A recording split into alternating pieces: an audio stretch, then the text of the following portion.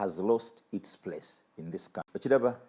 Ekirala nti abantu tebakyafaayo kiki bakola as long as they get what they want. The end justifies the means. Now, kiri very unfortunate kubanga byoyogerako byonna bitachinga all spheres of society. Politics, religion, then traditions, culture, byonna kibitwalira wamu. Buli muntu yandibadde aplayinga role ye. Foremost, abantu balina bitterness. Balina bitterness. Kyeki mu Luganda balina obukaawu. Ekyokubiri balina pain, balina obulumi. Tewali kibi nga muntu kukulimba. No finding out right from the outset wadde yakusuubiza naye yali akulimba. Ebbanga lyonna badde akulimba. Bw'owasa omukyala today n'omugamba nja kukolera kino na kino. Marriage asobola okubeera mu first year nga asuubira, second year nga asuubira, fifth year aba amanyi nti wamulimba, and from that time onwards by'omugamba abeera skeptical naye alina waatuuka n'aga nti oyo bw'atyo, then n'aga nti nina okufindinga my own way and my own level. Era bw'anoba okumuzza kiba kizibu kubanga aba yakugwamu nti omulimba. Let me go back to 1980. We have the elections. Obululu bubbibwa. Abantu babaziiza okwesimbawo. Then tukuba amasasi mu every campaign gye twakolanga nali youth wenga wa DP. Tewali rally gye nzijukira gye twamaliriza nga tebakubye masasi mu bbanga kutudispersinga nga Paul Kawanga Semwogerere ayimiridde katuti ayogere. That was 1980. And munaffe Museveni yagamba nti ye bwe babba obululu agenda muki mu nsiko. Era bwe babba obululu kuba it was total rigging.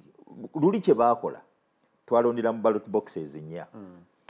DP akaayo era ye yawangula. UPC akaayo, CP akaayo, Uganda Patriotic Movement eyali kulembera Museveni akaayo. Kati what they did bajjako bujja lebo nti DP nga kajjudde obululu. Ebadde lebo ya DP ne bateekako UPC. Then eya DP ne bagiteeka ku UPC. It was swapping. And UPC emerges, of course, waliwo constituencies ezaali unopposed, then endala zaali babba bubbi bululu. And that's how we went.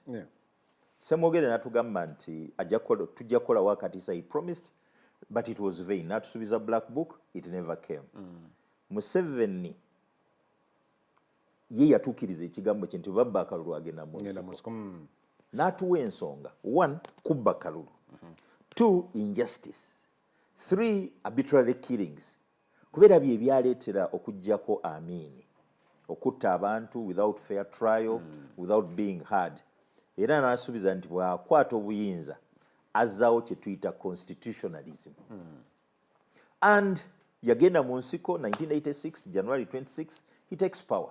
Of course nga amaze okugyawo government ey'Obote then ey'Abalutwa, even despite the peace talks ezitayielding anything. So when he gets to power he promised us naliwo ng'alayira ku parliament, and that's why I'm so hurt bwe ndaba what is going on nga getting out of hand. Tulaba arbitrary arrests, drones, tulaba killings, tulaba abakola ebintu with impunity. With all impunity. Nga tewali tteeka ly'osuubira bakwatiramu kubanga they control the system. So naliwo ng'alayira this is a fundamental change. 1986 January 29th ku parliament nali so enthusiastic nakolanga ku Mase Hotel. Era nzo mu kubayaniriza Jacob Asimwe afande omumanyi. Twasuzanga Samson Kiseka, former vice president. Matia Kasaija mukwano gwe naye yajjangawo era yasulangawo.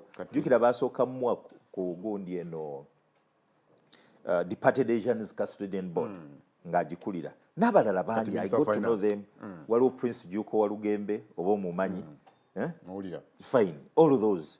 Na getting to know them, nenjagala nnyo movement. And I worked for the movement okulaba nti movement taking. Nasookera ku grassroots Kawempe nga te chairman yatunda ettaka ly'abantu. Uyu ne tumuvunaana nga njagala at least abantu babe nti bafuna obuweerero tuve mu biri. Sadly, this is where we are. Now, bwe tutuuka wano, over the years bize bidegenerating. Jukira 1996 twakuba akalulu. that was fine. 1996 1996 Museveni ali Congress mu twasooka musi a delegate era president alaga nti eno constitution nkulu nnyo teri agenda kugikyusa. But over the years tulabye ekola ekyuka. Then netumanya nti constitution is just a mere paper and you can abrogate it by mere actions. Obote abrogated it nateeka weeyiye. Eno ekyaliwo ne everyday bagenda bagijungula. Kitegeeza nti constitutionalism tekyayinza to holding together as a nation. Kwa waliwo abantu abamu abateekwa okubeera subject to the law. Ne police eyinza okuleeta etteeka and you are supposed to obey. Kakati ne wabeerawo abalala bo they live above the law. Ne tubeera ne class endala they are the law. Tinze nditeeka bwe ngamba kino obey or you die. Kati awo we tutuuse bwe tutuuka awo n'olaba nga tukuba akalulu kano akasembyeyo with all impunity byonna ne bikolebwa nga n'akulembedde akalulu okukateekesa mu nkola ali totally powerless. Ne tulaba the aftermath. Mwanga Kivumbi ebimutukako mubimanyi. Then these arrests. Kakati challenge tulina ne degeneration mu mpisa ne neeyisa y'abantu. Kakati tulina abantu abandi badde bayimirira. Omuntu yenna bw'abeera ne pain. Capability ye to think kwe kulowooza. To reason okwebuuza nga yeddamu. To understand okutegeera n'ekiri plain. Abatakisobola. Nga bw'obiraba.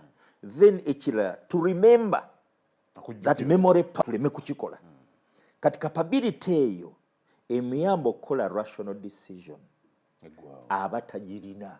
Kati byakola byonna oyinza omublaminga naye nga ajjudde pain, ajjudde fear, obulaminga wabwereere. You have to look where is the problem. Kiki ekikozinze pain? Kiki ekikozinze abantu okwekyawa ne bijja mu mbeera? Buno oyinza obbakwata n'obasibira mu makomera. Buno oyinza obbatta. Boyinza oyinza obbakola kyoyagala. Naye nga tosolvinze problem. Okuba enswera emu, kuba ekiwundu weekiri kiri septic, endala nejja. N'ogitta endala nejja. N'ogitta endala nejja. So you look at what has caused that septic wound. What has caused empisa okugwa mu bantu? Empisa. Now tulina the clergy. Bannaddiini. Clergy be bannaddiini and all walks of life. Kubanga be bandibadde ba custodians of morality. Tebakikoze. Are they not doing that? They are part of the problem. Bannaddiini. How? Bwe tuba tulwanyisa bisiyaga, they are part of it. Bwe tuba tulwanyisa impunity, they are part of it. Bwe tuba tulwanyisa bantu gamba nedda, Katonda akuuma, he is all able, almighty. Bannaddiini bakaalakala na mundu. Mbalaba mundu. Bw'olaba bamasheeki nga balina emmundu. Mbalaba. Bw'olaba bapastors nga balina emmundu. Nga leaders ezibakulembera, omuntu agamba nti Katonda ayinza byonna. N'abasabira mu linnya lya Katonda. N'amaliza nga ate ye emmundu ze zimukuuma. Kati sokoleke omuntu ono omukkirizisa otya nti Katonda waali era ali ebo era n'olwekyo mwesige for all your needs. So you're opposed to them having abakuumi. Then what is God for? And where is God? Nze mumpita wano. Luli twasinkana wali ekalule. Nakusanga awo. Wali wekka. I move freely because I know Katonda bw'aba tasobola kunkuma then aba taliyo. Don't tell me about God. Are you disabled? So bano betulaba emmotoka zino zibatambuliramu abasirikale kimotoka. No, they've just abused God. They don't have God. Era abantu abakyabakkiririzaamu I wonder.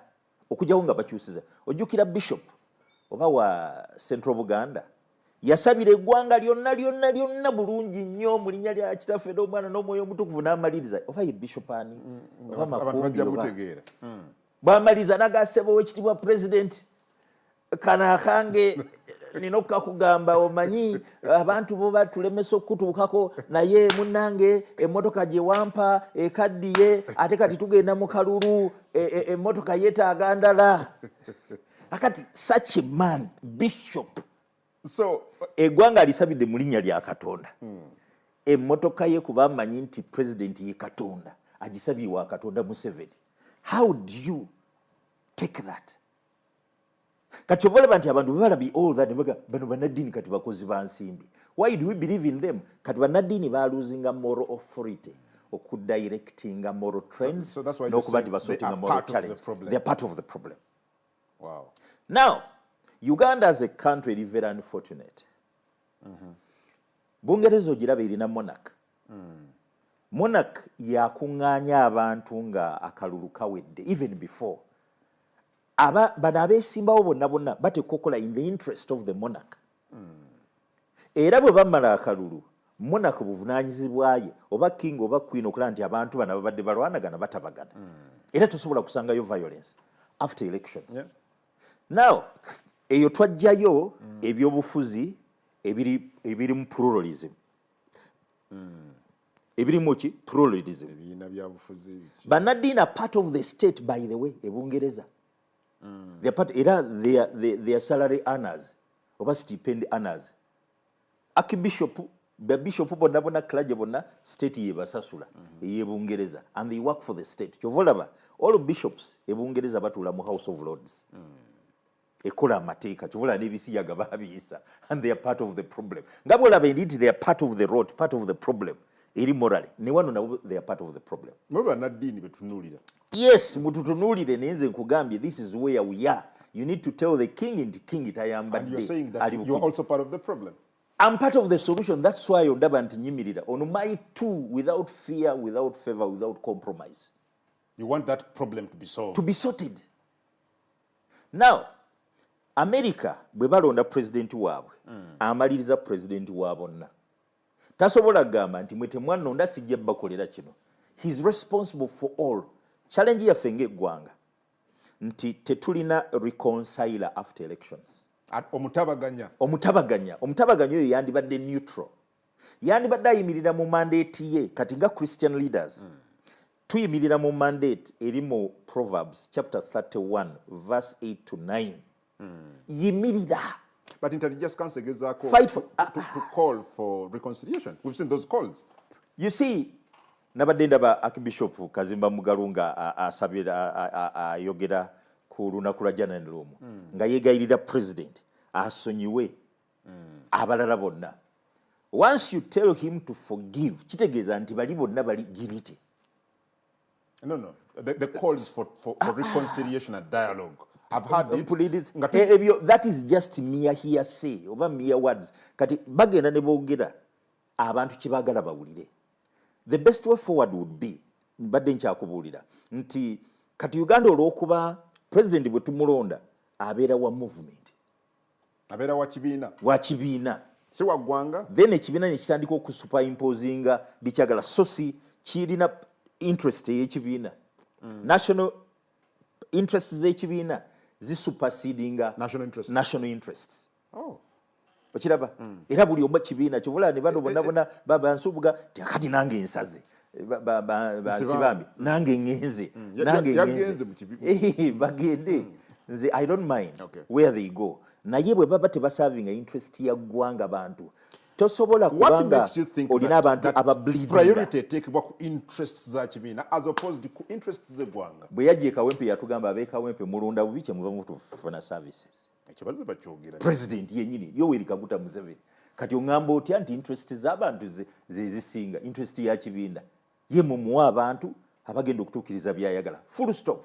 Nti bali abalala who will be yes. Pastor, I think context mwe yakyogeraga nti bwe balonda ab'ebibiina ebirala bo bawakanya. Not necessarily ne mu America bawakanya. Era bakuba obululu mu Congress ne bakuba obululu mu Senate ne bagamba no ekyo bakiganye oba bakikkiriza. Tosobola kugamba nti buli omu ajja kukkiriza ky'oyagala naye leeta ekintu ekigenda okuyamba okugasa buli omu. Then omanye nti